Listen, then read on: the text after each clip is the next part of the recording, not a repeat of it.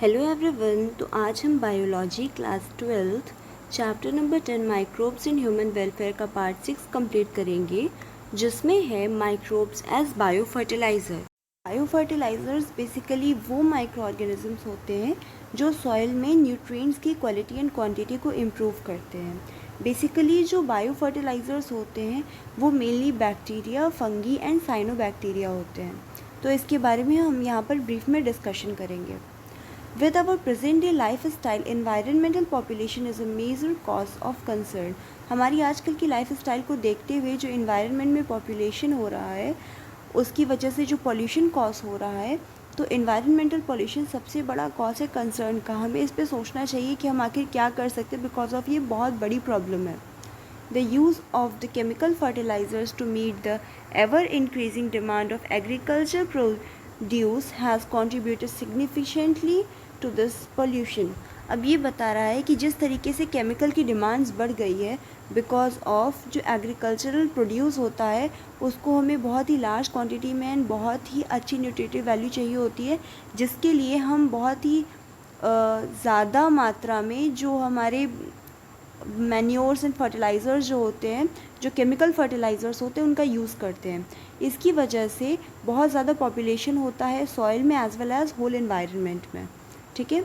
Of course we have now realise that there are problems associated with the over use of chemical fertilisers and there is a large pressure to switch to organic farming the use of bio fertilisers.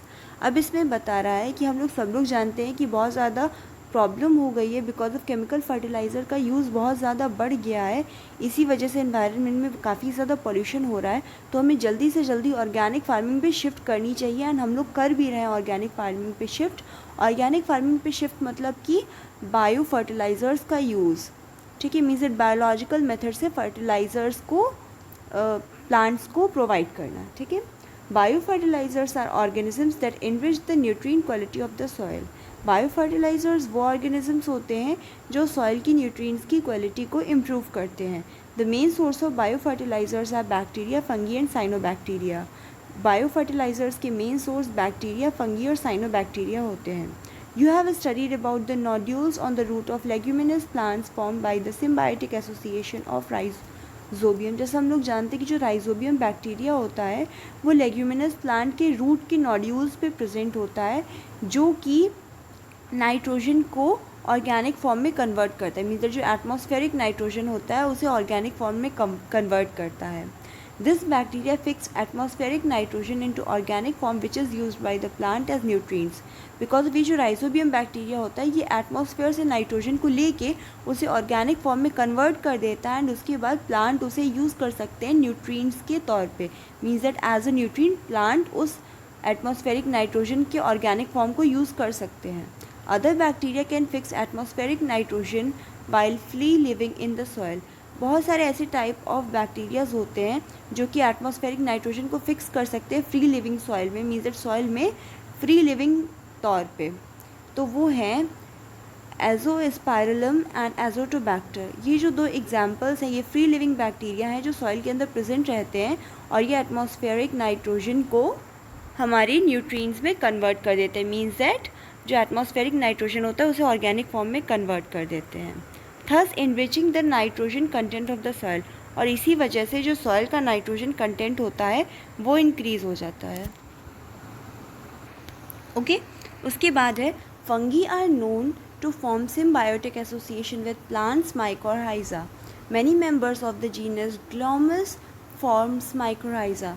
Mycorrhiza जो होता है वो एक symbiotic, जो fungi होती है वो एक सिम्बायोटिक एसोसिएशन शो करती है प्लांट के माइकोराइजा से। और ये जो माइकोराइजा होता है बेसिकली जीनस ग्लोम्यूस से फॉर्म होता है। ठीक है।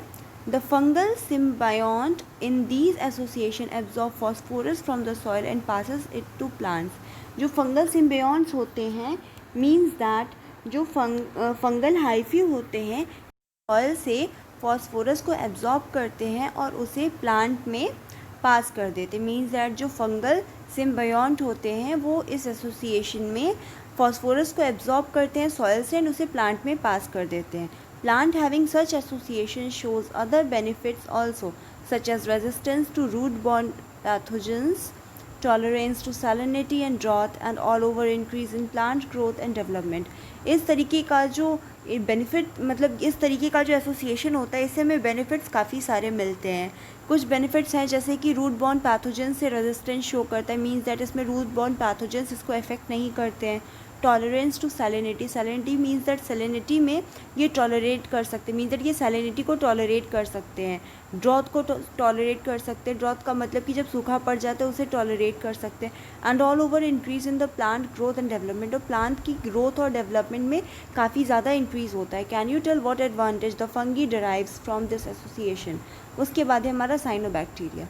Cyanobacteria are the autotrophic microbes widely distributed in aquatic and terrestrial environment. जो साइनोबैक्टीरिया होते हैं ये ऑटोट्रॉपिक माइक्रोब्स होते हैं, ये हेटरोट्रॉपिक नहीं होते, ये होते हैं ऑटोट्रॉपिक। और ये जो होते हैं ये पूरे एक्वेटिक और टेरेस्ट्रियल एनवायरनमेंट में डिस्ट्रीब्यूटेड होते हैं।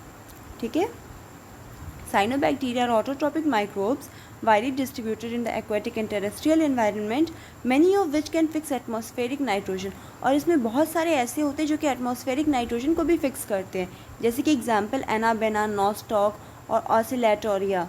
ये सारे जो होते हैं ये एटमॉस्फेरिक नाइट्रोजन को भी फिक्स करते हैं। In paddy field cyanobacteria serves as an important biofertiliser.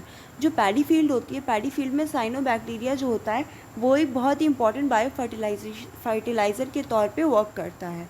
उसके बाद है blue green algae also add organic matter to the soil and increases its fertility. जो ब्लू ग्रीन एल्गी होती है वो भी सॉइल को ऑर्गेनिक मैटर प्रोवाइड करती है और उसकी फर्टिलिटी को इंक्रीज़ करती है, सॉइल को और फर्टाइल करती है। Currently in our country, a number of biofertilizers are available commercially in the market and farmers use the field to replenish soil nutrients and to reduce dependency on the chemical fertilizers। अब ये बता रहे कि इस समय हमारा जो country है, हमारी जो कंट्री है इंडिया, यहाँ पर काफ़ी सारे ऐसे बायोलॉजिकल फर्टिलाइज़र्स हैं, मीन्स दैट काफ़ी सारे ऐसे बायो फर्टिलाइज़र्स हैं जो कि मार्केट में अवेलेबल हैं, जिन्हें फार्मर जो हैं वो रेगुलरली अपनी फील्ड्स में यूज़ करते हैं, जो कि सॉइल के न्यूट्रिएंट्स जो हैं उन्हें रिप्लेनिश करने के लिए, मीन्स दैट जो सॉइल के न्यूट्रिएंट्स ख़त्म हो गए हैं, जो सॉइल के न्यूट्रिएंट्स कम पड़ गए हैं, उन्हें दोबारा रिप्लेनिश करने के लिए उसका यूज़ करते हैं।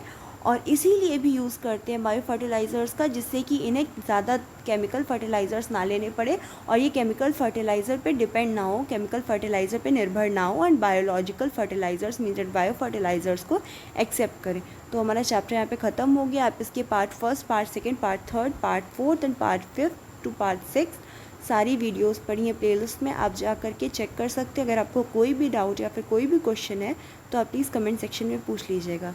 और हाँ, हमारे चैनल को शेयर कीजिए, हमारे चैनल की वीडियोस को शेयर कीजिए अपने फ्रेंड के साथ। Till then, thank you, good bye.